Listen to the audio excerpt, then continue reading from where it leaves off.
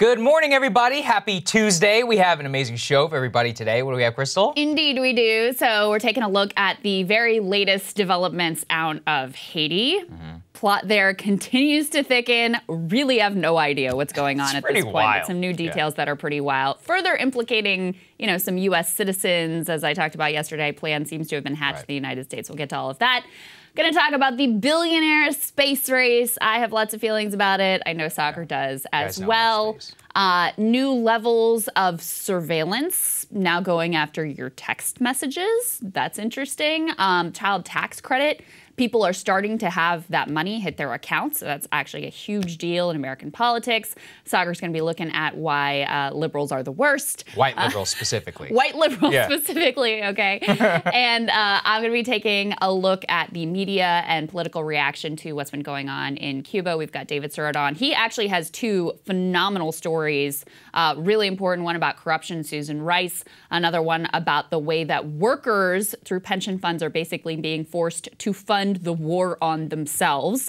We'll have him break all of that down. But we wanted to start with not just what's going on in Cuba, but a lot of protest cropping up all around the world, some of which the media likes to cover, some of which the media doesn't like to cover. We wanted to give you a more sort of fulsome picture of what's happening on the globe right now because it could portend a broader trend as the coronavirus pandemic continues in a lot of places, as the temperatures literally rise in a lot of places of more and more global unrest. So we do want to start with Cuba, which of course captured a lot of attention this week as very rare anti-government protests took to the streets. Let's take a look at a little bit of what that was like this week.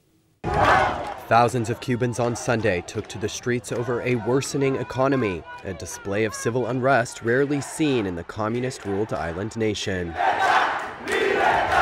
Demonstrators in the capital city Havana chanted freedom amid heavy police presence. Many called for better access to vaccines, while others blamed the government for daily blackouts. One protester said he was struggling to make ends meet in an economy plagued by sanctions and the global health crisis.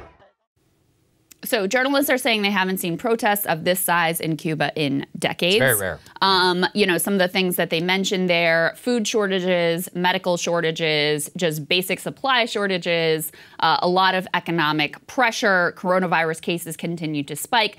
Of course, you can't talk about any of that without also talking about the now 60-year-long U.S. embargo. Trump actually amped up the level of the blockade to make it even more stringent, even more intense. The Biden administration has kept all of those restrictions in place in spite of the fact that the country, like the rest of the world, is suffering under the pandemic. So that's sort of the backdrop of what's going on in Cuba. Yeah, it's a really weird situation because what happened is that Obama slackened some of the blockade, urged Congress to undo the embargo, which Congress, people should understand, is what is officially enacted the Cuban embargo. And that is one of the reasons why, given the narrow margins in the Florida delegation, it probably will never, ever be lifted. Then Trump came in, reversed the policy. Biden is essentially stuck to that policy, even though he's verbally said that he agrees with the Obama policy. So it's a strange thing. Cuban relations have really just been a wild ride since, I think, like 2014 under Obama. And it was one of the things that actually spurred some of the Republican votes down in Florida in 2016 and again in 2020, which people shouldn't underestimate just how large that constituency is and how passionately they feel. So it's an interesting situation, but you're right, which is that, look, and we've heard from people, who are like, oh, you guys going to cover Cuba? Of course we're going to cover Cuba. And the reason why, though, is that we need to put it in the context of the media is saying it's just about Cuba. And look, God bless Cuban people, certainly have suffered. There were a lot of people who were cracked down on yesterday. But as we pointed out, there's a lot going on in the rest of the world, and South Africa is actually also in the midst of some pretty horrific violence, which we have a little bit of video from. Let's take a listen and just take a look at what it looks like there. At the moment, what we are watching is a shop. We are watching people who are walking out with things like fridges, beds. I mean, pretend they're walking out with furniture now. So it has gone from food to clothing to furniture. There's a shop that they're trying to hit at the moment. We understand it's food lovers. They're also coming out of their pretend. The whole mall has been looted. So you can see there have been really pretty violent riots, protests, looting. This was all sparked by former President Jacob Zuma being imprisoned for, well, not directly for corruption, for refusing to appear in that corruption trial.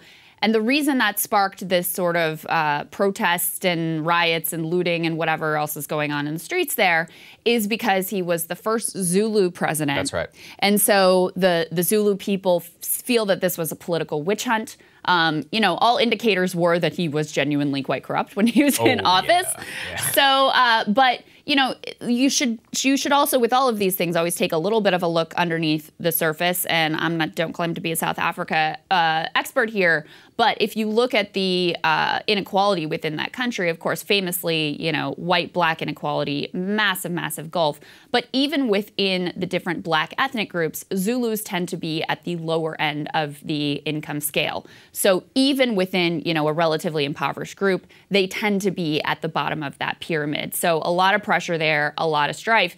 And again, all of this is in the context of, yeah, what's happening in Cuba is important, and we want to focus on that. We've also talked about, you know, the protests that have been unfolding in Haiti even before Moise was killed. But there's a trend across the globe that goes a lot further than just the countries that the media wants to pay attention to. So this is not going to be a comprehensive list, but we wanted to give you a little bit of a flavor of that. So in addition to South Africa, there's a full-on civil war going on in Ethiopia that we have heard precious little about. This is a crazy, crazy story. So the guy who's in charge there, who was given a Nobel Peace Prize by the global community, then almost immediately after receiving the Nobel Peace Prize, turns around and starts what's essentially an ethnic cleansing of the Tigray people. That's one of the ethnic groups in Ethiopia. Longstanding tensions here because the Tigrayans, for a long time, even though they're a minority ethnic faction, they essentially ruled Ethiopia until this latest president came into power. So there's been an ongoing civil war there. The New York Times, I actually recommend you go and read this article that gives some of the background, but also shows how the Tigrayans are fighting back and actually winning against the government forces. The government forces are aligned with the Eritrean, their neighbors, who they long time were at war with. That's actually what won this dude the Nobel Prize, was for coming to this peace deal with Eritrea and then turning around and allying with them to conduct this ethnic cleansing. So, you know, this is a full-scale civil war, ethnic cleansing, all kinds of atrocities taking place, and precious little media coverage of what's going on. Yeah, it is. And actually, I've heard a little bit about it. We have the largest Ethiopian population outside of Ethiopia here in Washington. Yeah, that's right. And so, you know, heard a little bit about some of the stuff that's going on There have been protests here in D.C. that I've seen, too. Exactly. I've seen them on the street. That was why, because I was like, hey, what's going on? And they were like, hey, man, there's a whole civil war. And I was like, wow, this is crazy. And it's funny in that context. So Aung San, I forget her name, Aung Suu Kyi, I believe, the Myanmar leader, Obama, and now this person, all three Nobel Peace Prize winners who went on to kill people afterwards, which I do think is kind of fascinating. And when you think about it in that context, it just demonstrates how facile so much of this is. Like, oh, you brokered a agreement here, and you know we don't want to we don't go after it too much, but there's very, very little follow-up. There's very little actual coverage and context that people, especially here in D.C., are willing to put that into.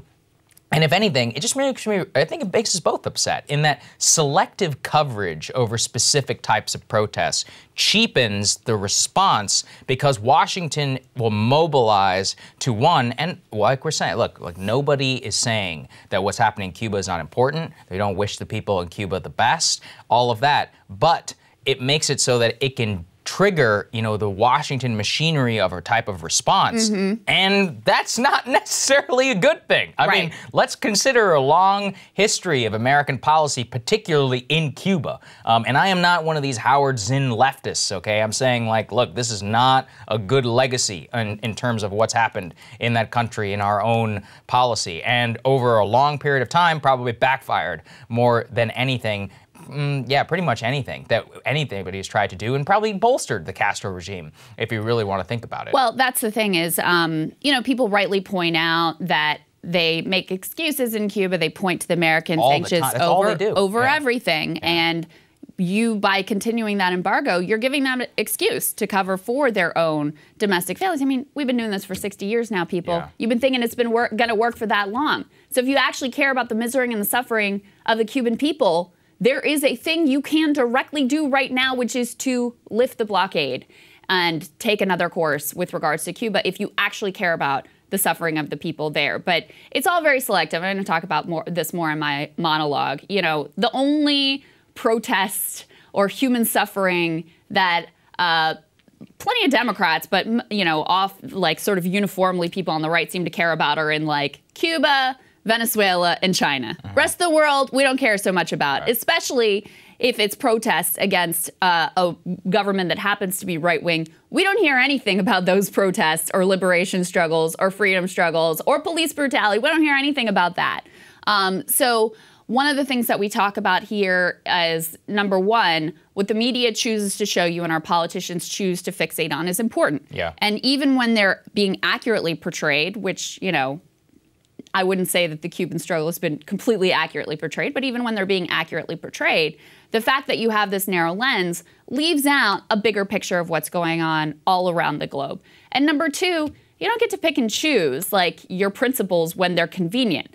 You don't get to be against foreign interventions, except when it's this one regime that ideologically suits my interest to have them overthrown. Yeah. You don't get to say, like, I don't really care about these humanitarian struggles going on, except when it gives you this, like, I hate socialism talking point that's convenient for your cable news hits. And that's what we see a lot of the political class doing, and that's what we see a lot of the media doing. I do think that this trend, though, that's happening around the world of a lot of unrest is something that we are likely to see continue. So we just talked about Ethiopia. We also have in Colombia, there have been months-long protests against a right-wing government there. The thing that initially sparked this was a tax reform package that was seen as exacerbating the burden on poor and middle-class families.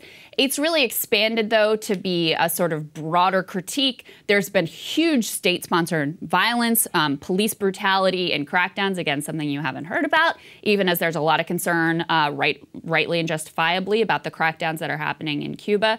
So this has really expanded to focus on the inequality in Colombia writ large, desires for better health care, desires for a more just society, pushback against police brutality. All of that has sort of come to be encompassed in these protests that, again, have been going on for months that you probably have heard very, very little about. No, you're right. And I think this is why it's important that we try to cover it in a measured way. And, you know, I see the same thing. Like, all these leftists, like, oh, no, there's no Uyghur genocide, you know, going on in China. Actually, Maduro is the greatest president who's ever lived in Venezuela. Oh, but in Cuba, they have...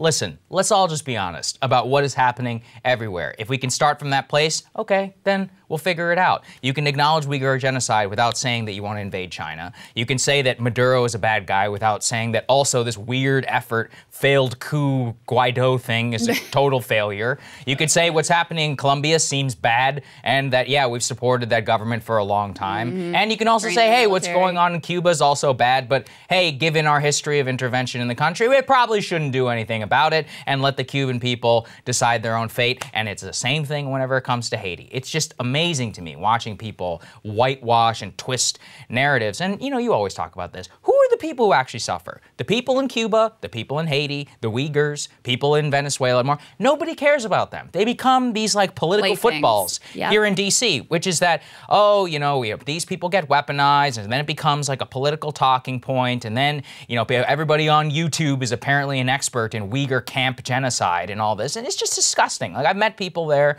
I've met here in Washington whose relatives are thrown in camps and are forced to FaceTime them while the Chinese police are sitting there with a gun to their mom's head saying, you better tell them everything is okay and they better shut up or you're going to go back to the camp. Okay, you know, go ahead and tell me that that's fake. And once again, though, you can acknowledge these things without saying that the United States should, you know, put the full front of the U.S. military or our State Department. You can just be like, yeah, That seems really bad. We should talk about it.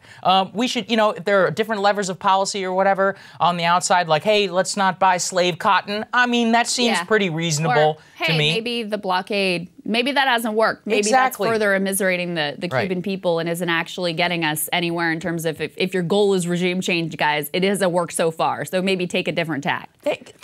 Right. I mean, it's the level of consistency here. You can acknowledge what is happening, and you can also say that, we should not use the full force of our power, of our country in order to, quote unquote, do something about it. Right. And it's just that level of discourse seems impossible, apparently, in politics. Because if you look throughout history, and Haiti is a perfect example of this. I've been digging deep into Haitian history to learn as much as I possibly can about that country and what led to the crisis that they're facing right now. Another country where protests have been going on for months against the corrupt government of Jovenel Moïse, who, of course, was just assassinated.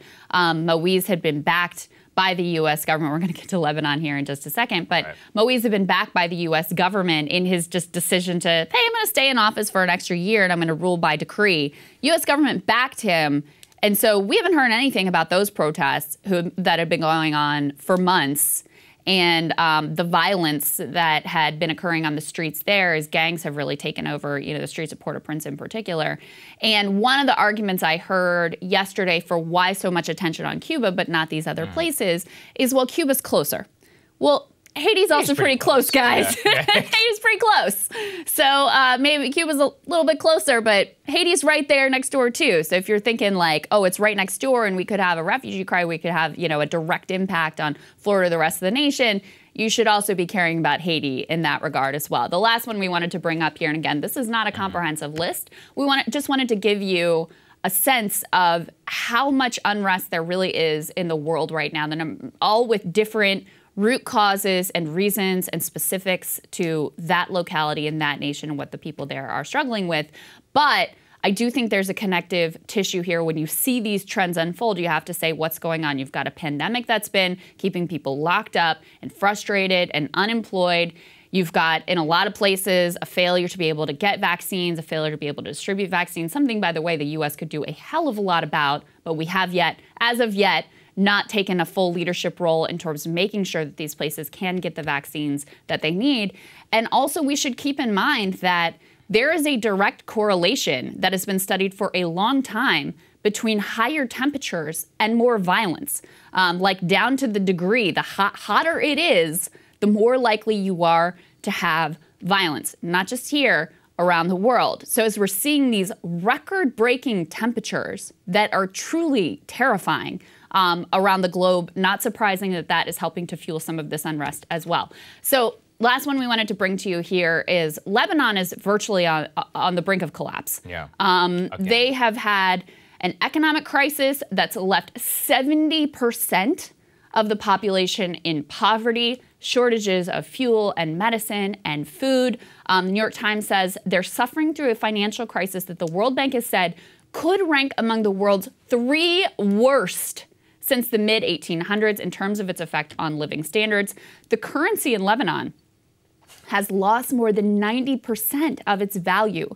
Since the fall of 2019, unemployment has skyrocketed, businesses have shut down, and imported goods that were once commonplace have become scarce. And as a result of all of these pressures, there have been also mass protests in the streets. And, this is a really heartbreaking thing because Lebanon has long been one of the places in the Middle East where you had a true middle class. Yeah. Beautiful country, true middle class. And now you have people, if you read through this article, it's truly heartbreaking, who are lining up in their Mercedes from when they were prosperous in a food line just to be able to feed their families and be able to survive. You've got businessmen and women who are having to wait hours and hours just to fuel their cars, to save on gas. They've got accounts of people who put the car in neutral and push it while they're waiting in the gas line. I mean, things are incredibly desperate there. And once again, precious little said about it here, even as these protests and a political crisis is unclear, who's going to end up in charge in that country. Is a massive political crisis, massive economic crisis, financial crisis and very, very little focus. I haven't seen a single cable news segment, certainly, about what's going on there in Lebanon. I really had to dig to find out some details from the New York Times about the facts. No, that's right. And, you know, I guess the one positive thing I'll say about this, every one of these countries we're discussing has incredible food, if you think about it. Lebanon, Ethiopia, Haiti, I have to say, Cuba. I'm not a fan of Ethiopian. Really? Oh, God. Love you guys. She's missing out, man. I'm with you, but I don't love that gray bread stuff. Oh, I love it. And what's that spice, Burberry or something? See, I like the spicy food. So, look, shout out to all of you. Thank you for creating this incredible cuisine. If there is a real takeaway here, it's that, look, there's a lot of chaos that's around the globe. And if you look actually deeper, in almost every single one of these, deep economic inequality, authoritarianism combined with horrific class dynamics is basically at the story of all of it. That's right. Lebanon has always been a deeply class-stratified society. They've been in turmoil for 20 years. Ethiopia is the same way whenever it comes to tribalism. South Africa, I mean, that needs no introduction in terms of how long the history and turmoil there. Cuba, same thing. You've got the communist elite, and then you've got everybody else. There's also a deep racial element in terms of their society. And then same thing whenever it comes to Haiti in terms of tribalism and, you know, the sorting of the class. Small elite. Right, the small elite that owns 99% of the stuff. People. Very common in third world countries, and a huge, huge driver, actually, of a lot of protests around the globe. So I think that that's a thread that really unites things. I was looking, South Africa's unemployment rate is 32%. Wow. That's incomprehensible, I think, to a lot of people. And that's overall. And if you look at the Zulu people, it's going to be double that, likely double that. And I think that the way you phrase that is really important, because if you just focus on one of these countries, you may get a misleading picture. If you're just focused on Cuba, you may take away that, you know, communism is bad and Marxism is bad, and that's what's leading to these protests. If you just look at Colombia, you might just say this right-wing government is bad. And there are those specific elements that are important to look at that are significant to each individual context. But we also have to see the trend that's happening around the globe and brace ourselves that this is probably going to be another year of a lot of unrest, of a lot of people pushing and fighting for more, of scarcity, of, you know, bread lines and fuel lines and all of that. And, you know, we don't want to take our eye off the ball of these struggles happening all around the globe. Absolutely. Hey guys, thanks so much for watching. That's right. Just as a reminder, you can become a premium subscriber today. Watch the full show completely uncut, our reactions to each other's monologues. You get to listen to it, you get to ask us questions, all that good stuff. Link is right there in the description or at breakingpoints.com. Best of all, great way to say screw you to the mainstream media.